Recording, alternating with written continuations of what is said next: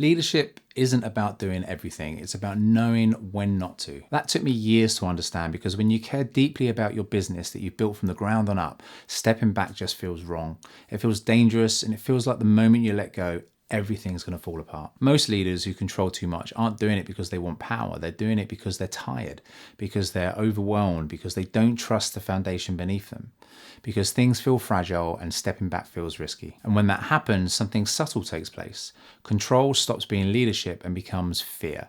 Fear of mistakes, fear of things slipping, fear of letting others handle something that you can do quicker. If you feel frustrated all the time, if you feel like your team can't do anything without you, if you feel emotionally drained or constantly disappointed, you might not have a leadership problem. You might just have an over-control problem. Today we're going to talk about that, about how to recognize it, how to understand it, and how to step back without disconnecting from the business that you love. Welcome to the Lead Well channel, where we explore the inner world of leadership, well-being, and what it means to build a business that doesn't break you. My name's Trevor. I run a multi-award-winning restaurant and cocktail bar, and I consult with hospitality leaders who want to build strong businesses that don't cost them their health, their relationships, or their sense of self. Let me start by saying this. I've been the over-controlling leader. I've slipped into micromanagement without meaning to. I convinced myself I was helping when I was actually stopping my team from growing. There was a time in the early days of Oka Roka when I genuinely believed I was the only one who could fix things. If a dish went wrong, I jumped in. A customer complained, I took over. If the bar fell behind, I stepped behind it. If the team made a mistake, I mentally prepared to fix it myself before they even had a chance to correct it. I didn't realize it then, but that wasn't leadership. That was fear mixed with exhaustion. The more tired I became, the tighter I gripped, the more everyone relied on me. The more they relied on me, the more tired I became. It was a cycle that made perfect sense in the moment and no sense at all when I look back at it now. There were nights where I walked into the venue already tense. The team saw it before I said a word. Some of my longest standing managers told me years later that they always knew when I was struggling. Even though I thought I was hiding it behind a calm exterior, it always came through. That tension shows up in your decisions. It shows up in how quickly you jump in. It shows up in a way that you explain things. It shows up in how little patience you have for the things that used to be simple. And that's the point I want to make. Micromanagement rarely starts with control. It starts with fatigue. When you're tired, you stop believing that the team will manage. And instead of stepping back, you step in again and again and again. I know that cycle very well. And that's exactly what we're breaking down in this episode. In this video, I want to help you recognize the early signs of over-control, understand why it happens, and learn how to step back without abandoning your business or disconnecting from your team. You'll learn the early emotional warning signs, why over-control creeps in when you're tired, how to use resets and rhythm from earlier episodes to realign yourself, how to step back in a healthy, structured way, and how stepping back strengthens your leadership rather than weakening it. Because stepping back isn't losing control, it's giving control to the right people at the right time. If you're feeling overwhelmed, frustrated, or constantly responsible for every detail, you can take my free business and wellness quiz. It will show you exactly where your energy is being drained and where your leadership rhythm might be slipping. You carry a lot and you deserve the tools and the support to carry it well. The early warning signs of over-control. Over-control doesn't arrive suddenly, it creeps in slowly. It starts with small things that you dismiss as stress or a difficult week, but over time these become patterns. Here are the early signs. Emotional fatigue. This is the kind of tired that sleep doesn't fix. You wake up heavy, you have no patience, you feel like every task is harder than it needs to be. Growing frustration.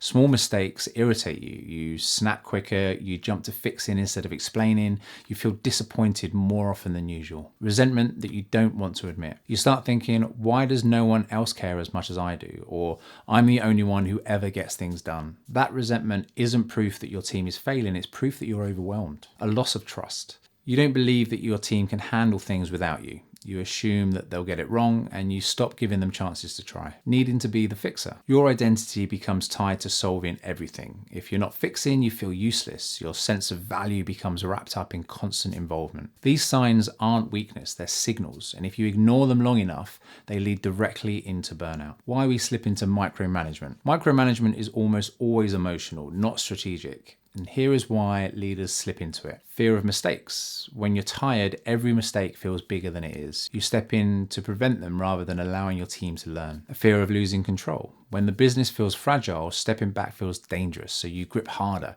even when that grip is the thing that's choking your energy. Identity attachment. You start to believe you're the only person who cares, the only one who can do things properly, and the only one who knows the full picture. Avoiding slower processes. Training takes time. Fixing things yourself feels quicker, but quicker isn't better. Old burnout patterns. When your energy drops, you fall back into habits that once protected you, but now they limit you. Tie this into my lead well framework. Look inward shows you the emotions underneath the behavior. Establish rhythm shows you where you've drifted out of your structure. Align your energy reveals where tasks drain you the most. And direct with clarity helps you communicate your stepping back decisions properly. Micromanagement isn't a leadership flaw, it's a sign that you need restoration. Using resets and rhythm to realign. You can't step back when your nervous system is overwhelmed. That's why resets matter. That's why rhythm matters. They stabilize you long enough to think clearly again. Emotional resets. Take 5 minutes, ground yourself, slow your breathing down, and write down your thoughts that are spiraling in your head. Interrupt the panic loop before you make a decision from it. Rhythmic resets. These are the patterns that bring you back to your center, your morning structure, your passion blocks, your reflection rituals. We've talked about a lot of these in past videos. These stop you slipping into reactive leadership. They slow you down enough to see what's actually happening. Stepping back feels impossible until you're regulated enough to trust the step. The skill of stepping back without disconnecting. Stepping back doesn't mean disappearing. It doesn't mean abandoning the team, and it doesn't mean that you stop caring. Here's how to step back properly. State your intention clearly. Tell your team what you're stepping back from and why. When you explain the purpose, stepping back feels structured instead of sudden. You must delegate with clarity. Don't just hand over the task, communicate the outcome that you need. Tell them the standard and explain how you're going to measure the success. Stay lightly present. Be available for support without hovering. Check in without interrupting and ask questions without taking over. Don't look over their shoulder. Review progress at planned intervals. Let the structure guide your involvement. Allow people to learn. Stepping back means accepting that mistakes will happen, but mistakes are the fastest way for your team to grow. There were shifts at Rocco where I forced myself to step back. I let my team handle things that I'd usually jump into, and what surprised me was that they rose to it. They handled things really well. They showed confidence I hadn't seen before because I'd been crowding their space without meaning to. Stepping back gave them room to move forward. How stepping back builds stronger leadership. Here is the hidden magic of stepping back. The team grow. They solve problems that you used to carry, they feel trusted, and they become more capable. Your clarity returns. Stepping back reveals what truly needs your attention and what never belonged on your plate in the first place. Morale improves. People feel empowered rather than micromanaged. They take ownership and they protect the culture. Your energy returns. You stop wasting energy on tasks that others can do. You stop carrying the emotional load of every detail of the business. You lead, not chase. You move from reactive leadership to strategic leadership. You make decisions from calm, not exhaustion.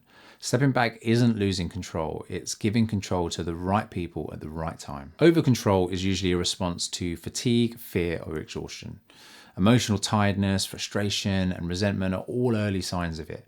Resets and rhythm stabilize you so that you can think clearly again. Stepping back doesn't mean disconnecting. It means allowing your team to take ownership. And when you step back, your leadership strengthens, not weakens. I used to believe that stepping back meant that I was failing, that if I wasn't involved in everything, then I wasn't leading. But the truth is the opposite. When I stepped back, the team stepped forward. They grew, the culture strengthened, and I finally had the energy to lead again. Leadership isn't doing everything. Leadership is knowing when not to. If you enjoyed this video, feel free to give it a like and a subscribe. It helps me, it helps the channel, and it helps people like us find the content that really matters. And as always, I'd love to remind you that you matter too. Don't forget that.